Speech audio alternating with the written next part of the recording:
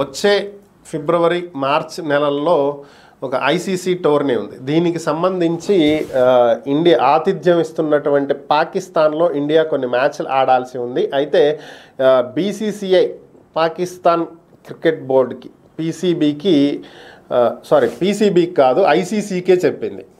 ఐసీసీకి మేము పాకిస్తాన్లో ఆడము, దీనికి మా భారత ప్రభుత్వం అంగీకరించదు అని చెప్పి బీసీసీఐ చెప్పినట్లుగా ఐసీసీ పీసీబీకి చెప్పడం, దానికి తీవ్రంగా స్పందించినటువంటి పీసీబీ విచిత్రంగా వాళ్ళు స్పందించడం జరిగింది.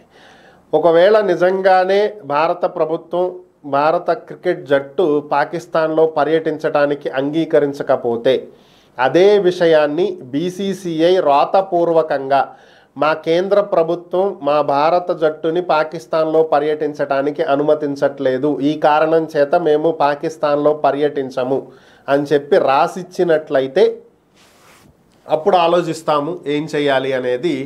పాకిస్తాన్ క్రికెట్ బోర్డు ఒక అంశాన్ని కొత్తగా లేవనెత్తింది.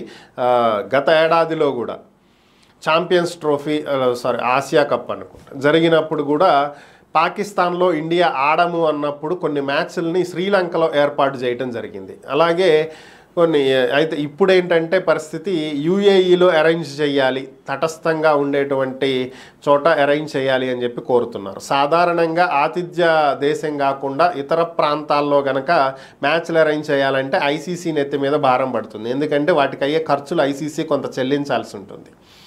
మరి ఐసీసీ దీంట్లో ఏ నిర్ణయం తీసుకుంటుంది అనేది చూడాలి. మా ప్లేయర్ల సెక్యూరిటీ దృష్ట్యా ఇండియా జట్టుని పాకిస్తాన్ పంపించము అని అయితే బీసీసీఐ చాలా స్ట్రాంగ్గా చెప్తుంది.